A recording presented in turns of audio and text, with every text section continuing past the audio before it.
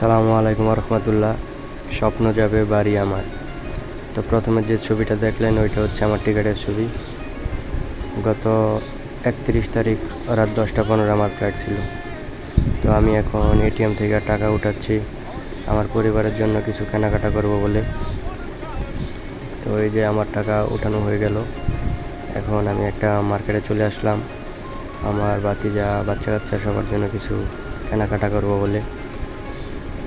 তো এইখান থেকে কেনাকাটা শেষ করে তারপর আমি চলে আসলাম রয়্যাল মালাবার। এখানে কয়েকটা স্বর্ণের দোকান আছে, ওইখান থেকে আমি আমার মায়ের জন্য এবং আমার বউয়ের জন্য দুটা চেন কিনলাম। তো প্রথমে আমি পুরোটা একটা রাউন্ড দিলাম যে কোন দোকানের জিনিসগুলো ভালো হইবে প্রথম দেখলাম। তারপর আমি এই দোকানের মধ্যে চলে গেলাম। তো দেখলাম এই দোকানে সব কিছু অনেক সুন্দর করে সাজানো আছে। তারপর আমি বললাম আমার বাজেট অনুযায়ী চেন দেখানোর জন্য। তারপরে যেই দুইটা চেন আমি সিলেক্ট করলাম, তার মধ্যে আমি বাড়িতে কল দিয়া মাকে আর আমার বউকে দেখিয়েছিলাম। তারপর মায়ের জন্য ডায়মন্ড কিনতে গিয়েছিলাম, ডায়মন্ডের নাকফুল। তো আমার মনে হয়েছিল যে দামের অনুযায়ী অনেক ছোট হয়ে যায়, এটা আমার মায়ের নাকের মধ্যে সুন্দর লাগবে না, তাই আর কিনি না। তারপর আমি মায়ের জন্য একটা মোবাইল কিনি, এটা হচ্ছে রিয়েলমি C53। তো এই দোকান থেকে এই ফোনটা কিনে দেশে আনার পর আমার একটা সমস্যা হয়েছিল, তা হচ্ছে সিম কার্ডের একটা লক চাইছিল। আর এমনিতে কোনো সমস্যা হয়নি, এটি হয়তো দোকানদারের জন্য। তারপর তার সামনের দোকান থেকে আমি আরেকটা ফোন কিনে আমার ভাইয়ের জন্য এবং আমার বউয়ের জন্য সেম ফোন রিয়েলমি 10। তারপর আমি চলে যাই, এটা হচ্ছে কাতারের সবচাইতে পুরাতন মার্কেট সুক অকিফ। এটা হচ্ছে কাতারের 200 বছরের পুরাতন। এইখান থেকে আমি কিনি কিছু জায়নামাজ কিনি আর কিছু তসবি কিনি। তারপর ঘোরাঘুরি করে কিছুক্ষণ সময় থেকে ঘোরাঘুরি করে তারপর আমি চলে যাই অন্য মার্কেটে। তো এখন যখন এখানে আমি সুক অকিফে যাই তখন দেখেন তারা পুরা যুদ্ধের টাইমের সাহাবীদের মতো কত সুন্দরভাবে তারা ঘোড়া সাজিয়ে একদম সুন্দরভাবে পরিপাটিভাবে ঘোরাঘুরি করতেছে। তো তারপর আমি রুমে চলে আসলাম। দেখুন আমি সামান কেনার পরে আমার রুমে জায়গাই নাই। তো তারপর লাস্ট আমি যে সামানটা কিনি ওইটা হচ্ছে আমার মায়ের জন্য মিষ্টি কিনি, বিদেশি মিষ্টি আমি আমার মায়ের জন্য কিনে নিয়ে আসি। তো এই মিষ্টি যে অবস্থা হয়েছিল দেশে আনার পরে শেষ। তো এইটা হচ্ছে আমার কার্টুন করার সময়গুলা। মূলত আমি ডিউটি করি আর হচ্ছে গিয়া এই টামানগুলো কিনি গুছাই, তাই সব কিছু একাই করি আমি। তো আমার একটা ভাই ছিল, কিছু রুমের কিছু লোক ছিল, তারাও কিছু আমাকে হেল্প করে। তারপর চলে আসলাম এয়ারপোর্ট। তারপরে যে এটা হচ্ছে এয়ারপোর্টের পার্কিং সম্ভবত এটা ফ্রি। এটা হচ্ছে আমার কাকা আমার লাকেজ নিয়ে যাইতেছে। কাকা বলতেছে দাও আমার কাছে দাও, আমি নিয়ে যাই। তো কাকার সামনে দিয়ে নিয়ে যাইতেছে, আমি পিছন থেকে ভিডিও করতেছি। তো কাকা আমার সাথে চাইছিল যে আমার ভিতরে যাওয়ার জন্য, কিন্তু ওইখানে সিকিউরিটি দেয় না। এই কাকাই আমাকে কাতার নিয়ে আসে, আমার কফিল, এই কাকাই আমার কফিল। তো তারপর আমি লাগেজ নিয়ে ভিতরে ঢুকি, জিগায় বিমান বাংলাদেশের এই বোর্ডিং পাস কোনটা। তো আমাকে এটা দেখিয়ে দেয়। তো আমি এখানে এসে দেখি বিশাল লাইন। আর এখানে ওদের ব্যবহার খুব ভালো ছিল এমনটা না, মিডিয়াম। তারপর বোর্ডিং পাস শেষ হয়ে যায়, ওইখানে আমার 3 কেজি সামান বেশি হয়, ওই কারণে 180 রিয়াল হয়। তো ডিসকাউন্ট দিয়ে 130 রিয়াল ওইখানে জরিমানা দিতে হয়। দিয়ে দিছি, কী করবো, এখন সবার জন্য সামান কিনছি। আমি বাড়ি থেকে নিয়ে আসছি, আমি দেখছি 3 কেজি সামান বেশি, তারপর আমি নিয়ে আসি। তারপর আমি চাইলাম যে এই পিকাচুটা খুবই ফেমাস। আপনারা তো এখন জানেন কাতারের দোহা হামাদ ইন্টারন্যাশনাল এয়ারপোর্ট এখন বিশ্বের নাম্বার 1 এয়ারপোর্ট। তো এইখানে দেখি সবাই ফটো তুলতেছে, তো আমি ওইখানে ফটো তুললাম। এক বাঙালি ভাইকে বললাম ভাই আমার একটা ভিডিও করে দেন। তারপর ভাই এই ভিডিওটা করে দেয়, আরও কিছু পিকচার তুলে দেয় আমাকে। তারপর আমিও কিছু ভিডিও করি। দেখি এইখানে অনেক মানুষ ভিডিও করতেছে, সবাই অনেক আগে চলে যায়। ওইখানে বাংলাদেশে তো অনেক সময় লাগে বোর্ডিং পাস হিসেবে, কিন্তু ওইখানে কোনো সময় লাগে না, ওইখানে সব কিছু শর্টকাট হয়ে যায়। তারপর ওই ইমিগ্রেশন করার পর তারপর সব কিছু কাজ শেষে যে আমরা বিমানের জন্য এখানে অপেক্ষা করি। তারপরে যে এখন আমাদের চেক চেক করে একজন করে বিমানে ঢুকাচ্ছে। এই যে এখন আমি বিমানের ভিতরে ঢুকে পড়ি। যখন আমি ভিডিও করে বিমানে গেটে যাই তখন এই বিমানওয়ালাটা আমাকে বলে ভাই ভিডিওটা ডিলিট করেন। তো ভিডিওটা আমি ডিলিট করে দিই এই ভিডিওটা। তারপর আমি ভিডিওটা আবার রিপিট করে পুনরায় নিয়ে আসি ভিডিওটা। তো দেখেন এইখানে আমার বিমানের টিকিট চেক করবে, আমার সিটটা দেখিয়ে দেবে। তারপর আমি ভিতরে চলে যাব।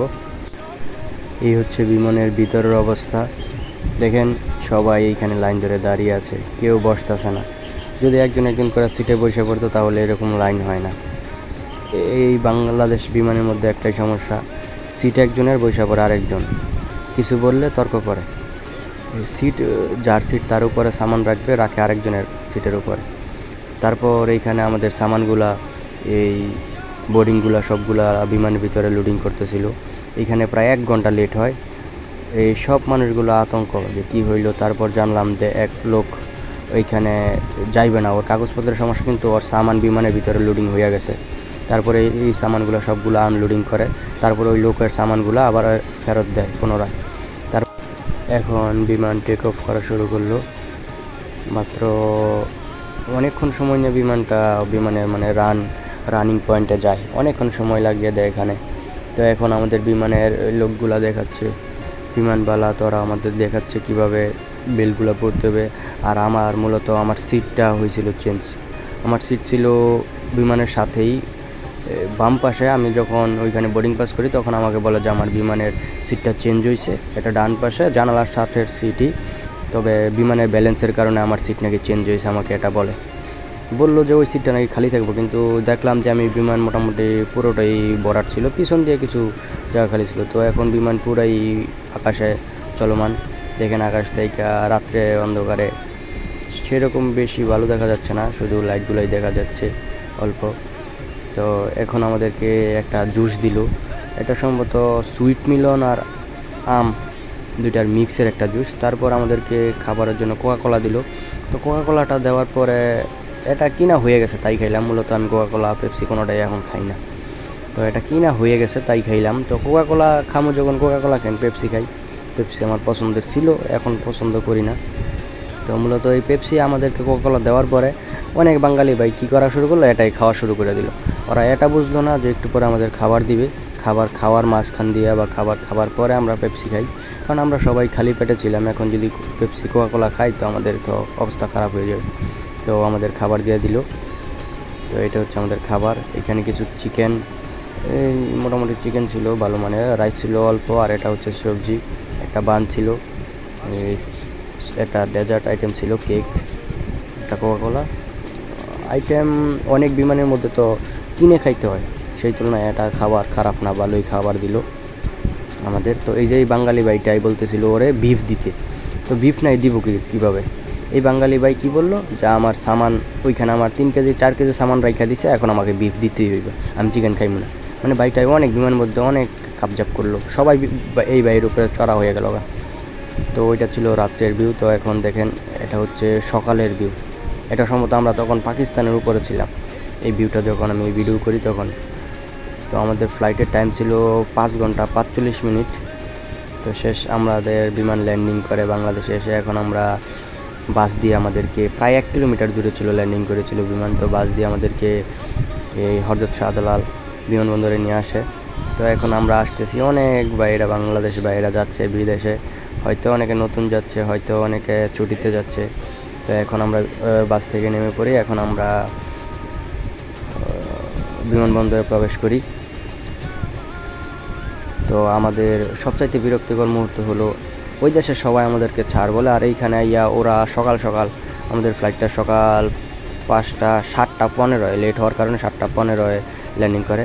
তো দেখেন এই পুলিশগুলো মানে ওরা কত খারাপ বিহেভিয়ার করতেছে। মানে ওরা সকালবেলা ওরা একটু হাসি খুশি থাকবে না, ওরা চোখ কালা মুখ কালা করতে হয় সবার সাথে। তো তারপরে এখানে আইসা প্রায় 1 ঘন্টা লেট হয়েছে। এই সবচাইতে বিরক্তিকর মুহূর্ত ছিল এই মুহূর্তটা। এইখানে আপনার সামানগুলো পাওয়া ছিল অনেক কষ্টকর, সবাই এসে দাঁড়ায় রয়েছি আমরা, কিন্তু সামান আর আসে নাই। যারা এখানে দাঁড়ানো তাদের সামান আসে নাই, যারা এখানে দাঁড়ানো নাই তাদের সামান চলে আসছে। তারপর আমি আমার সামান বুঝে পাই, তারপর সামান নিয়ে বেরোই। ওই মুহূর্তটা ছিল খুবই সুন্দর। মায়ের সাথে দেখা হয়, বউর সাথে, ভাই বোন সবাই আসে, আমি সবাইকে যাইতে বলি যে আমার। তো এটা আমার বাড়ির কাছের ভিডিও। তো ভিডিও এই পর্যন্তই, সবাই ভালো থাকবেন, সবার স্বপ্ন বাড়ি আসুক এই দোয়াই করি। আসসালামু আলাইকুম।